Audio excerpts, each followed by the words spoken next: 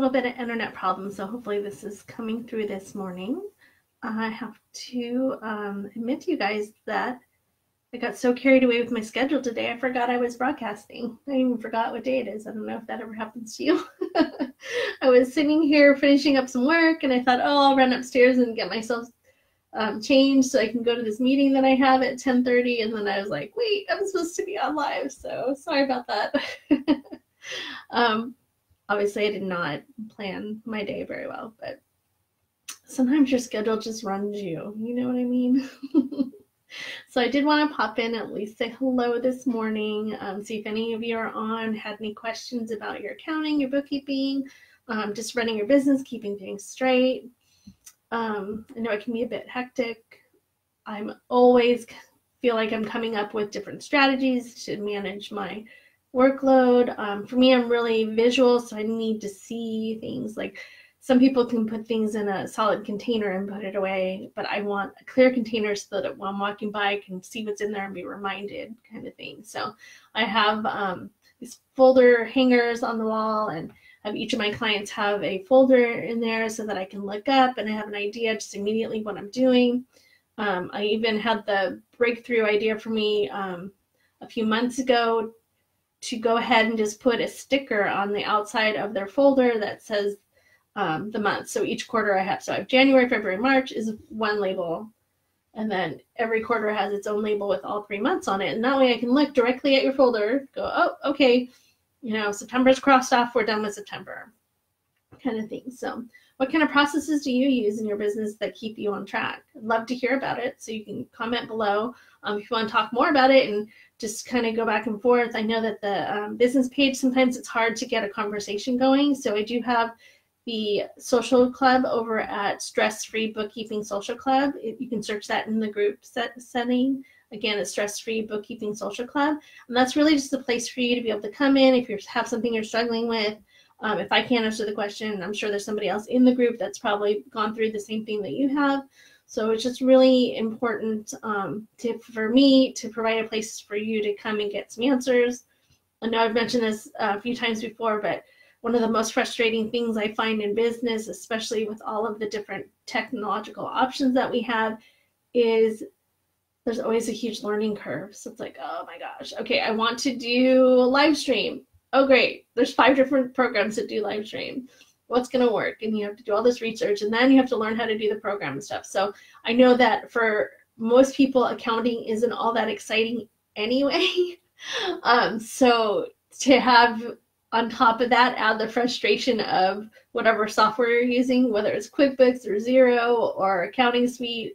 I know it can be super frustrating, or even, you know, even if it's not the software, it could be just a concept that you're coming across that you haven't had to deal with before. So definitely jump into the group, ask your question. That's what we're there for. And if I get a lot of the same question, then I would, you know, love to jump on and do a video for you guys. I'm gonna be doing some tutorial videos soon because I know that people really love those. So if you have any suggestions, something that you've been struggling with working on, I can go through that. I've had a couple of instances lately where I'm looking at new clients' accounts, and what I'm seeing is that there's some confusion between setting up your items and setting up your chart of accounts. If you don't know what that is, your chart of accounts is the actual listing of your income accounts, your expense accounts, your liability accounts, the ones that actually show up on your reporting. And so usually that's 1 to 2 pages. 2 pages is kind of stretching it. 1 page is usually sufficient. But I came across one lately that was 14 pages long. So that creates problems, even just trying to look through the list.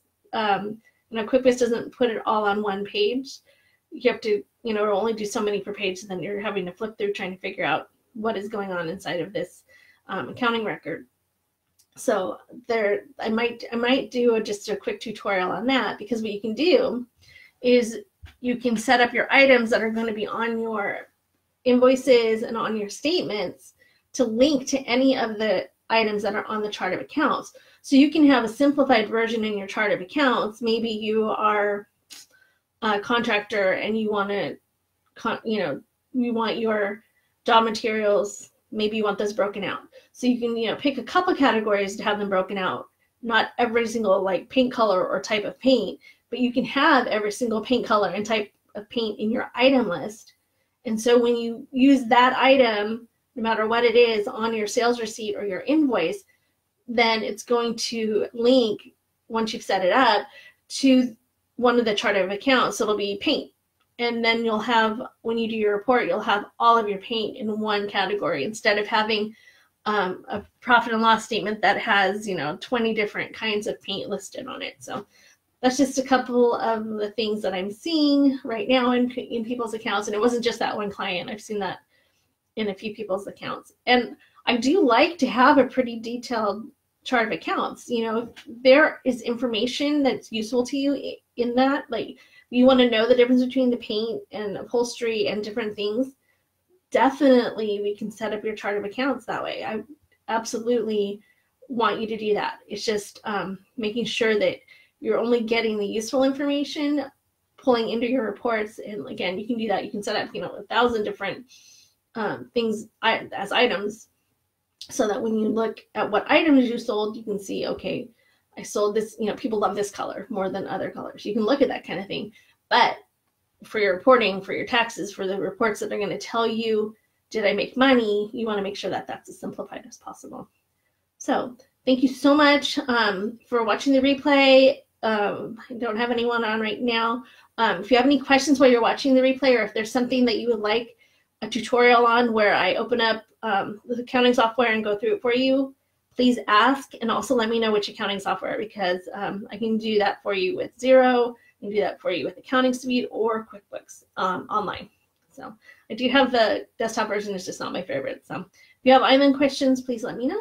And again, hop over to the group and we can have a really good discussion about this topic. It's at Stress Free Bookkeeping Social Club. Thanks. Have a great day.